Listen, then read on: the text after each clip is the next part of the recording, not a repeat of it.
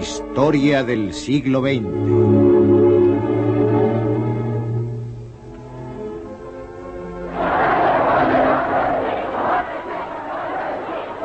La revolución de un solo hombre, Mao Zedong. Este hombre, Mao Zedong, condujo un país de 540 millones de campesinos hacia el mundo moderno. Lo consiguió tras medio siglo de guerras civiles e internacionales. Utilizó una mezcla de nacionalismo y comunismo para mantener al pueblo unido y dirigió el Partido Comunista Chino durante 42 años.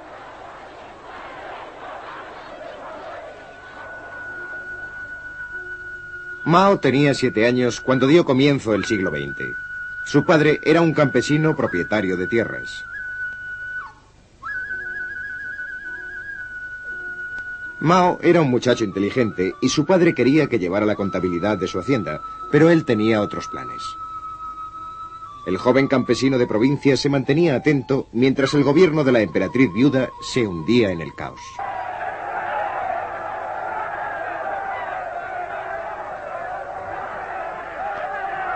En 1912 se formó el Kuomintang, un partido popular dirigido por Sun Yat-sen. Mao Zedong, primero estudiante, después profesor y posteriormente bibliotecario, estudió historia y política en profundidad. Mao empezó a tomar conciencia de lo mal gobernada que estaba China. La mayoría de sus puertos e industrias estaban en manos de poderes extranjeros. Shanghái, controlado por británicos y franceses, era el mayor de los puertos chinos.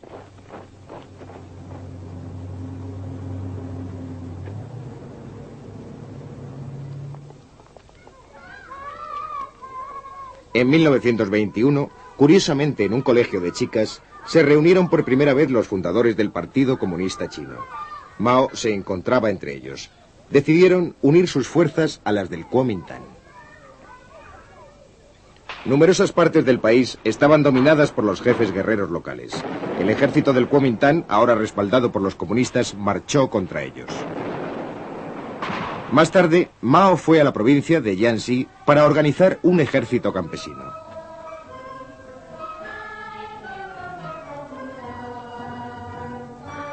En Jiangxi, Mao confirmó su opinión de que el campesinado era la clave de la revolución en China. En 1927, la campaña del Kuomintang contra los jefes guerreros estaba en marcha.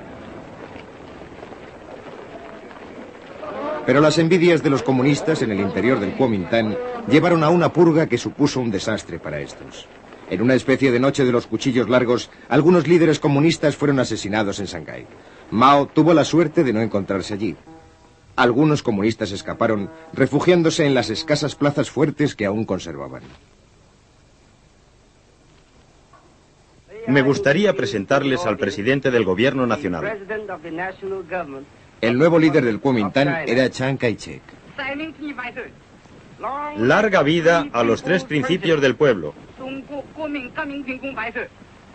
Larga vida al espíritu revolucionario de la China nacionalista. Chiang odiaba el comunismo. Ordenó que sus tropas rodearan las bases comunistas de Jiangxi. Poco a poco fueron intentando acabar con ellos en una serie de campañas de exterminio.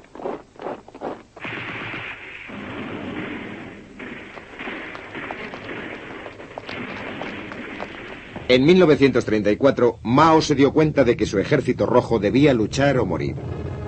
Así que unos 100.000 hombres emprendieron la legendaria Larga Marcha, un recorrido de 9.600 kilómetros para el que necesitaron un año.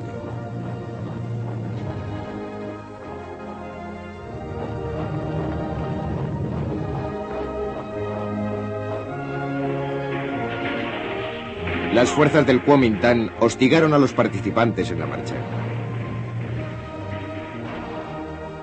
Durante esta, en una ciudad llamada Shunji, Mao fue elegido presidente del Partido Comunista Chino. Entonces, para eludir al Kuomintang, las tropas comunistas se dividieron.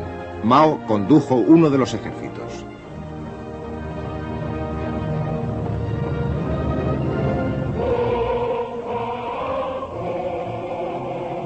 Aunque hubo desacuerdos, los participantes en la marcha acabaron por llegar a los territorios del noroeste que estaban en manos comunistas. Solo 30.000 sobrevivieron. Establecieron una base en los alrededores de la pequeña ciudad de Yenan. Vivían en cuevas hechas en las laderas de las colinas.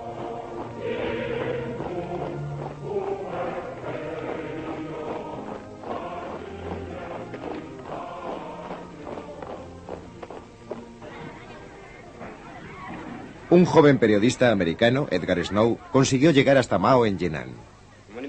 Cuando Mao empezó a hablarme de sus planes sobre el futuro de China y la revolución, al principio me pareció un poco fantasioso porque él solo dominaba un territorio muy pequeño y tenía pocos hombres.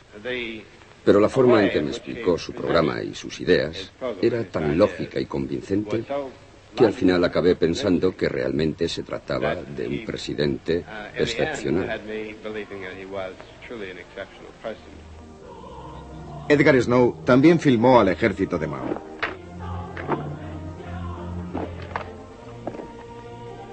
Era el momento de hacer planes y preparativos. Sus soldados fueron entrenados para divulgar un mensaje político, que los campesinos no tenían por qué pasar hambre y ser explotados, que China podía ser gobernada con justicia. Los campesinos nunca habían visto a los soldados portarse así. Ayudaban a la gente, pagaban por las cosas que necesitaban, dejaban todo limpio, respetaban a las mujeres y no destruían los sembrados.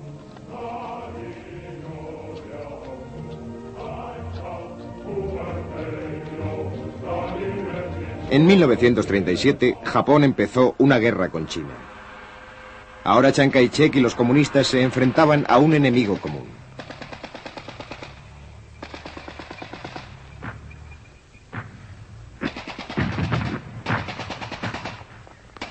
Los comunistas pidieron que se formara un frente único para combatir a Japón.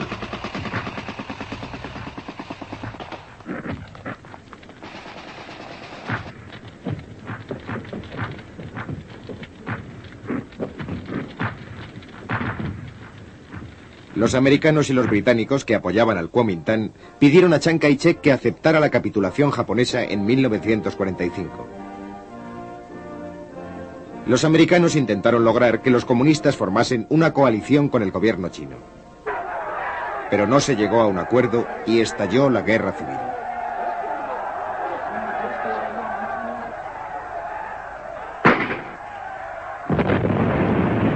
En un primer momento, el Kuomintang era muy superior numéricamente y tenía armamento más moderno, pero sus tropas estaban mal entrenadas y mal pagadas. En el verano de 1948, el Kuomintang ya había empezado a perder terreno. Mao eligió a Lin Piao como comandante para planear el ataque final. Unos meses más tarde, el Kuomintang se encontraba en franca retirada. Las tropas restantes se refugiaron en la isla de Taiwán, donde los americanos siguieron prestándoles apoyo. Para Mao Zedong se acercaba el momento por el que había luchado y hecho planes durante más de 20 años.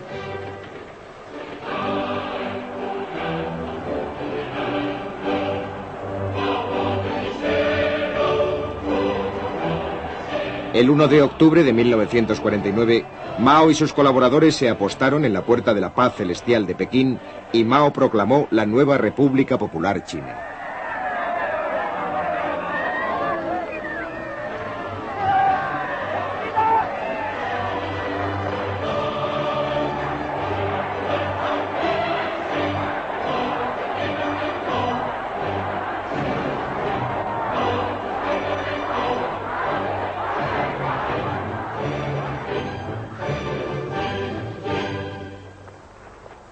La situación era muy grave.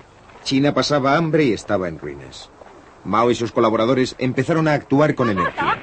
Los grandes propietarios de tierras, en especial los que habían utilizado la violencia con los campesinos, fueron condenados por los tribunales populares. A muchos de ellos se les sentenció a muerte. Las escrituras de sus posesiones fueron quemadas y sus tierras se repartieron.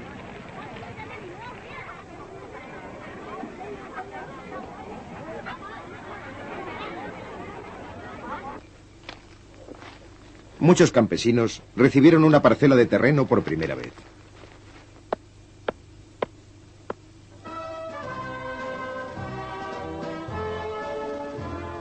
En Moscú, Stalin se entrevistó con Mao y le ofreció ayuda. Se envió a técnicos soviéticos para que ayudasen en la construcción de embalses, puentes, fábricas y ferrocarriles.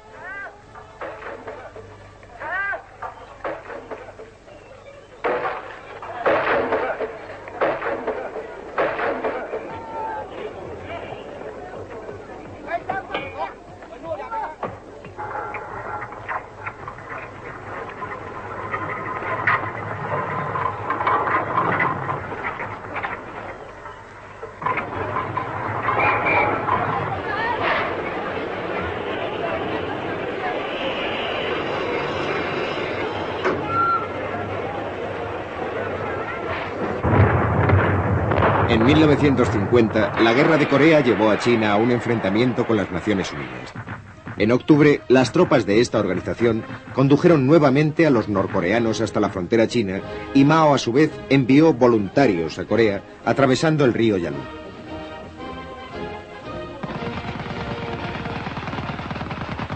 En un primer momento, las fuerzas comunistas chinas consiguieron vencer a las de las Naciones Unidas.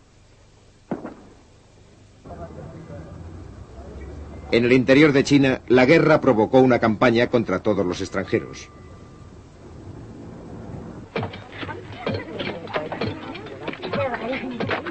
Mao quería estimular a la población para que consiguieran nuevos logros por sus propios medios.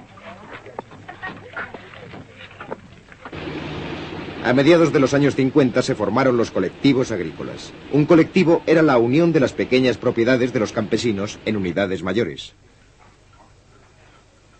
Se crearon más escuelas. Los campesinos eran entrenados como soldados a tiempo parcial. Mao tenía confianza en lo que hacía y aceptaba las críticas. En 1957, con el eslogan de que florezcan las 100 flores, pidió a los intelectuales que expresasen su opinión sobre el gobierno. Pero la campaña se le fue de las manos. Mao y el Partido Comunista fueron atacados abiertamente. La campaña de las 100 flores se dio por terminada.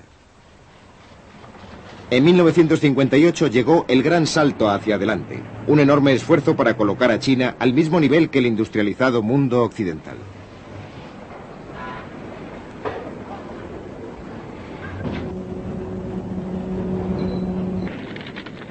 Se establecieron disposiciones para crear industrias en el campo. En toda China, los campesinos intentaron producir acero en sus propios hornos. Trabaja duro durante 3 años y sé feliz durante 1000, decía el eslogan. Sin embargo, el gran salto hacia adelante no consiguió producir los resultados esperados. China no podía ir tan deprisa como querían sus líderes. Así que, aunque Mao mantuvo su puesto clave como jefe del partido, un burócrata, Liu Shaoxi, se hizo cargo de la presidencia del país. El fracaso del gran salto supuso un retroceso para China y 3 años de condiciones climáticas desfavorables y malas cosechas empeoraron la situación. La gente pasaba hambre. A pesar de las dificultades, el sistema de racionamiento evitó las muertes por inanición.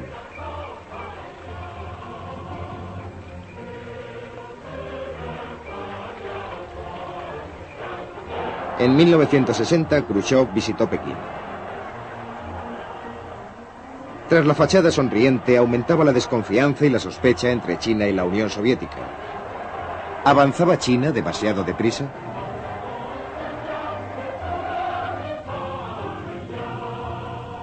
La Unión Soviética rompió la promesa de entregar a los chinos una bomba nuclear. Sus diferencias fueron en aumento. Los soviéticos hicieron regresar a sus técnicos, provocando un retroceso importante en los planes de industrialización.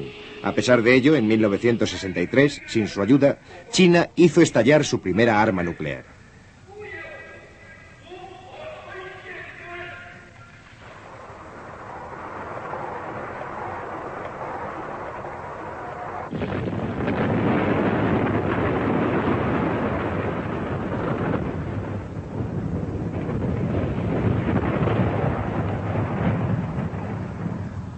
El presidente Mao no estaba contento con el creciente poder de la burocracia china. En 1966 trató de acabar con ella, dando comienzo a una revolución cultural por todo el país. En un pequeño libro rojo expuso sus pensamientos sobre cómo se debía vivir y trabajar. Lin Piao, al que entonces se consideraba futuro sucesor de Mao, habló a miles de jóvenes guardias rojos en Pekín. En nombre de la revolución cultural, se decidió acabar con las instituciones. La esposa de Mao, Jiang Qin, aportó sus propias ideas. Ella deseaba una revolución en las artes. Las escuelas y las universidades cerraron sus puertas. Los guardias rojos llevaron a cabo una violenta campaña contra todo lo que recordase el viejo mundo. Los oponentes de Mao fueron estigmatizados y hechos desaparecer.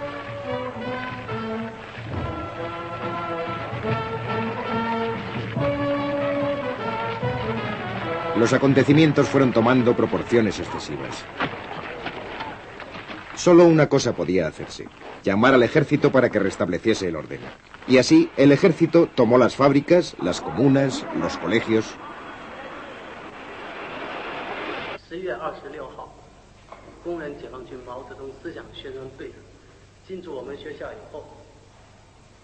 Cuando el caos de la revolución cultural hubo pasado, el objetivo de Mao fue rehacer el país.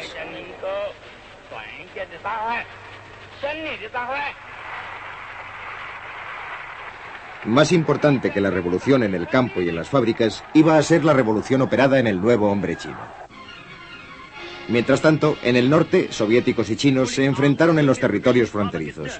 Los líderes chinos veían a la Unión Soviética como una amenaza creciente. Los noticiarios expresaban esos temores. Podemos sacrificar nuestras vidas, pero no podemos perder ni una sola pulgada del sagrado territorio de nuestra patria. De esta forma, China empezó a cultivar las relaciones con otros gobiernos. Y en 1972, el presidente norteamericano Richard Nixon viajó a Pekín, acabando así casi 25 años de hostilidad entre China y Estados Unidos. Por fin, la China comunista ocupó en la ONU el lugar que hasta entonces había ocupado el Kuomintang exiliado en Taiwán.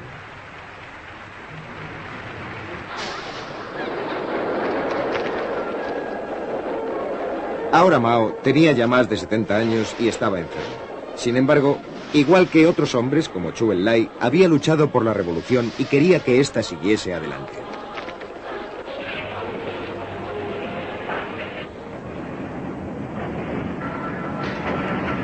Creía firmemente que la revolución era vital para el proceso de industrialización chino.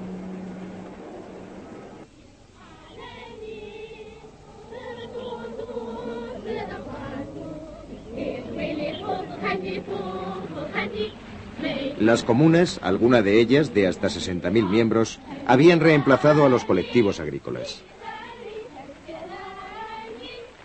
Mao había logrado mejorar el nivel de vida de centenares de millones de chinos. Para todos ellos, Mao sobresalía entre otros líderes.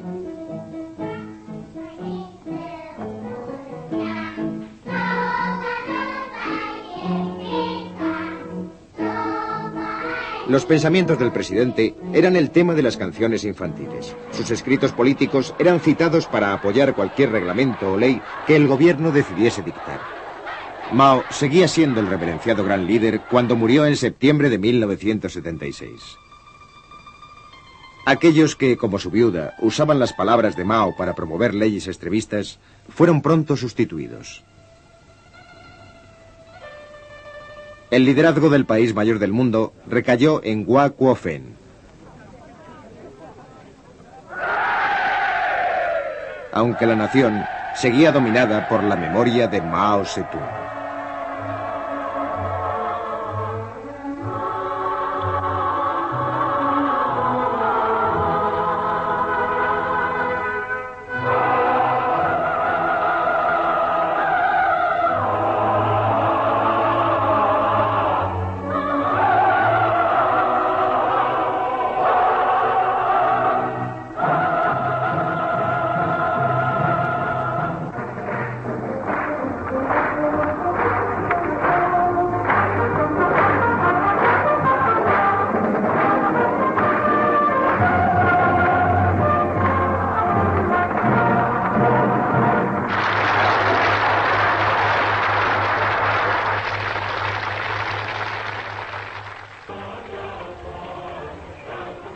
En 1960, Khrushchev visitó Pekín. Tras la fachada sonriente, aumentaba la desconfianza y la sospecha entre China y la Unión Soviética. ¿Avanzaba China demasiado deprisa?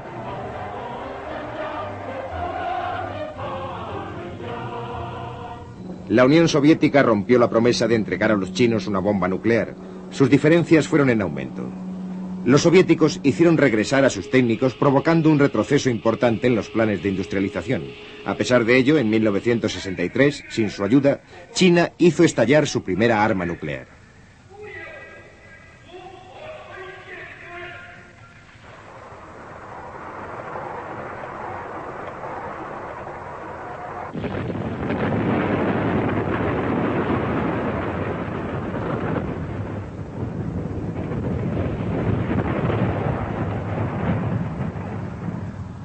El presidente Mao no estaba contento con el creciente poder de la burocracia china.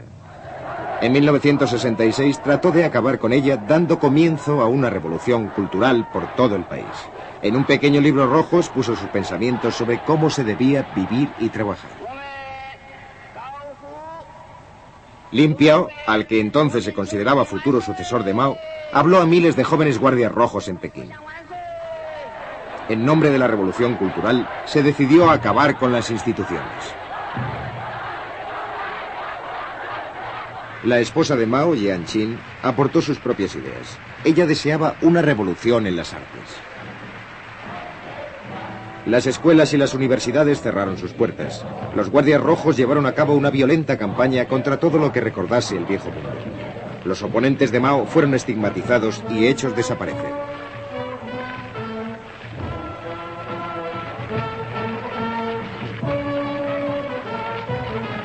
Los acontecimientos fueron tomando proporciones excesivas.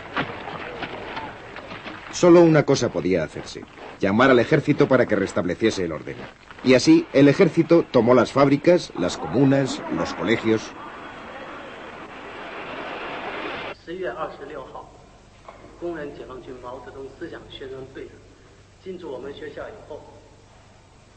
Cuando el caos de la revolución cultural hubo pasado, el objetivo de Mao fue rehacer el país.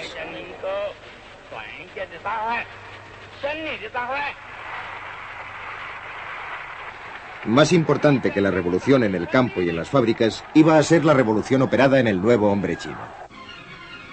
Mientras tanto, en el norte, soviéticos y chinos se enfrentaron en los territorios fronterizos. Los líderes chinos veían a la Unión Soviética como una amenaza creciente. Los noticiarios expresaban esos temores.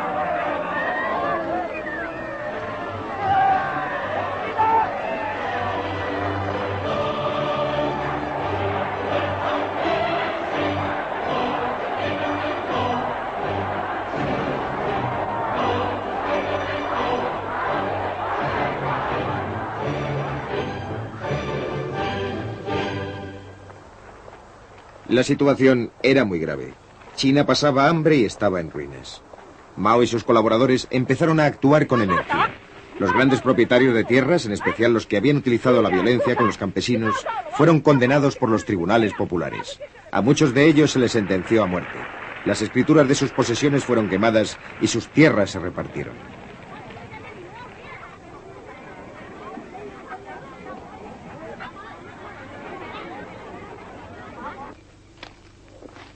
Muchos campesinos recibieron una parcela de terreno por primera vez.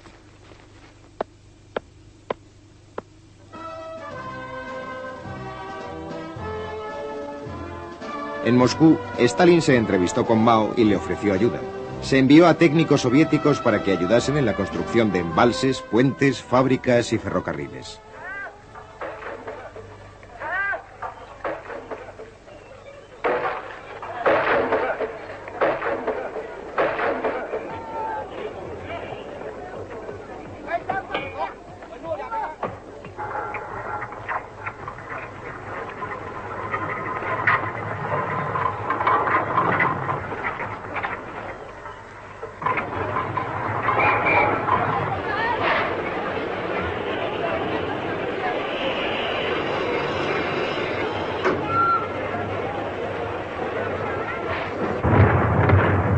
En 1950, la Guerra de Corea llevó a China a un enfrentamiento con las Naciones Unidas.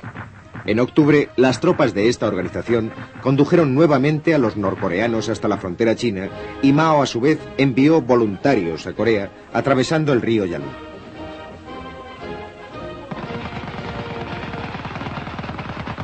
En un primer momento, las fuerzas comunistas chinas consiguieron vencer a las de las Naciones Unidas. En el interior de China, la guerra provocó una campaña contra todos los extranjeros.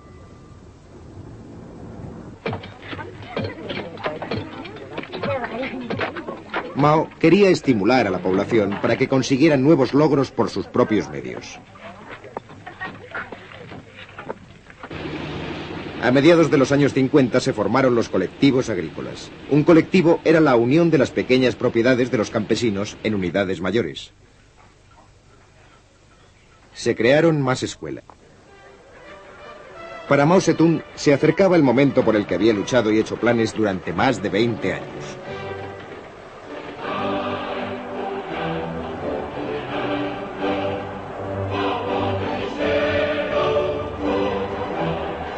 El 1 de octubre de 1949, Mao y sus colaboradores se apostaron en la Puerta de la Paz Celestial de Pekín y Mao proclamó la nueva República Popular China.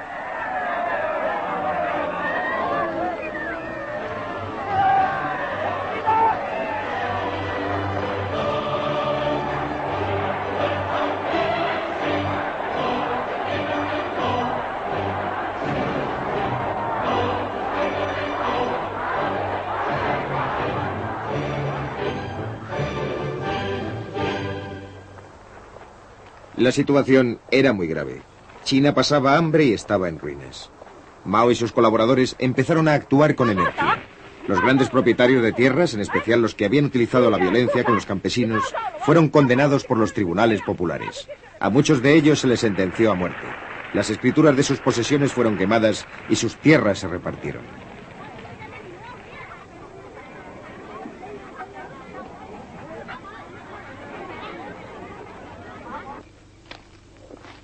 Muchos campesinos recibieron una parcela de terreno por primera vez.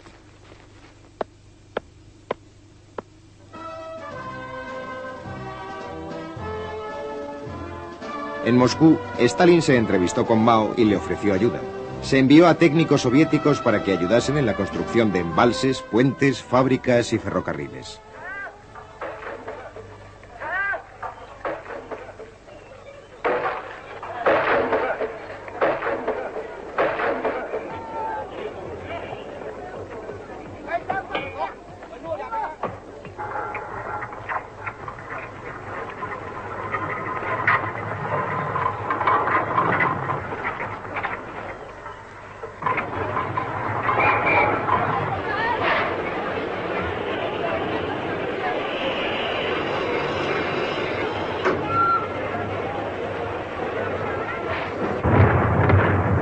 En 1950, la Guerra de Corea llevó a China a un enfrentamiento con las Naciones Unidas. En octubre, las tropas de esta organización condujeron nuevamente a los norcoreanos hasta la frontera china y Mao, a su vez, envió voluntarios a Corea atravesando el río Yalu.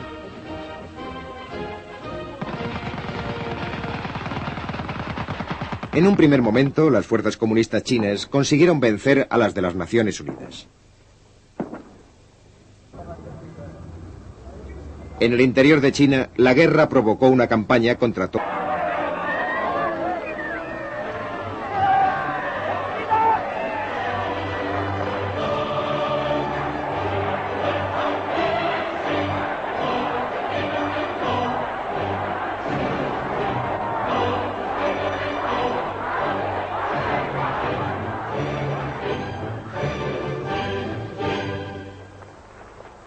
La situación era muy grave. China pasaba hambre y estaba en ruinas. Mao y sus colaboradores empezaron a actuar con energía. Los grandes propietarios de tierras, en especial los que habían utilizado la violencia con los campesinos, fueron condenados por los tribunales populares. A muchos de ellos se les sentenció a muerte. Las escrituras de sus posesiones fueron quemadas y sus tierras se repartieron.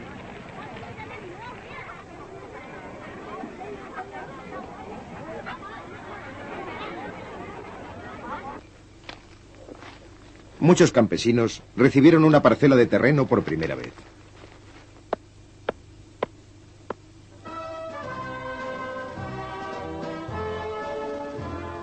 En Moscú, Stalin se entrevistó con Mao y le ofreció ayuda. Se envió a técnicos soviéticos para que ayudasen en la construcción de embalses, puentes, fábricas y ferrocarriles.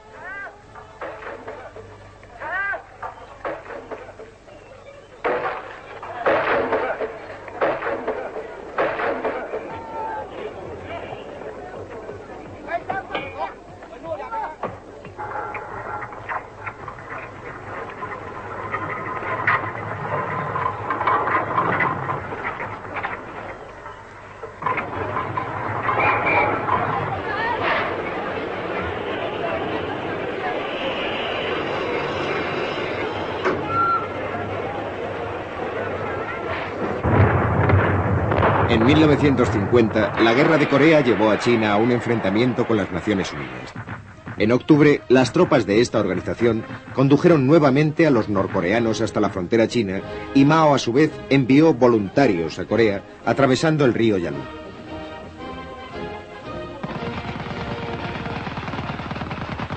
En un primer momento, las fuerzas comunistas chinas consiguieron vencer a las de las Naciones Unidas.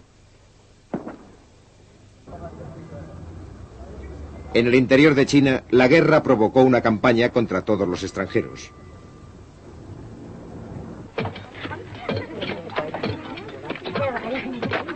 Mao quería estimular a la población para que consiguieran nuevos logros por sus propios medios.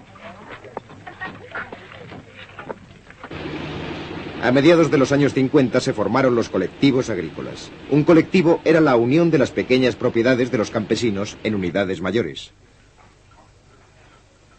Se crearon más escuelas. En 1921, curiosamente en un colegio de chicas, se reunieron por primera vez los fundadores del Partido Comunista Chino. Mao se encontraba entre ellos. Decidieron unir sus fuerzas a las del Kuomintang. Numerosas partes del país estaban dominadas por los jefes guerreros locales. El ejército del Kuomintang, ahora respaldado por los comunistas, marchó contra ellos. Más tarde, Mao fue a la provincia de Jiangxi para organizar un ejército campesino.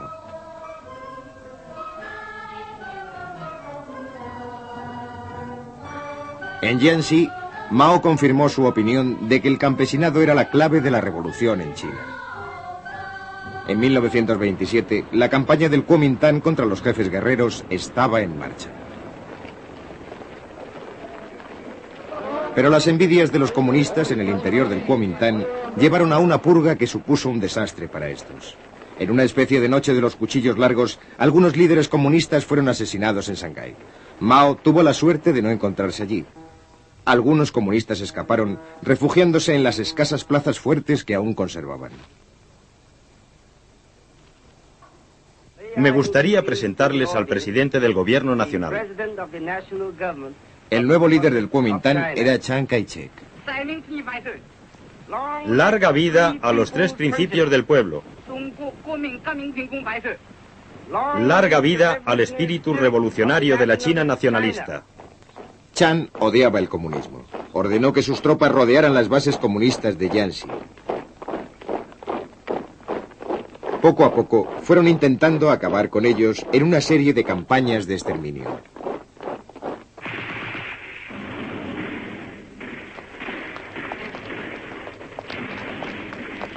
En 1934, Mao se dio cuenta de que su ejército rojo debía luchar o morir.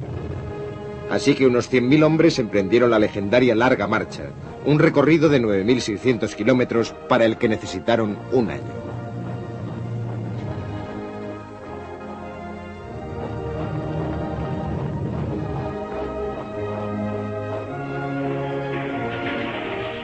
Las fuerzas del Kuomintang hostigaron a los participantes en la marcha. Durante esta, en una ciudad llamada Shunji, Mao fue elegido presidente del Partido Comunista Chino. Entonces, para eludir al Kuomintang, las tropas comunistas se dividieron. Mao condujo uno de los ejércitos.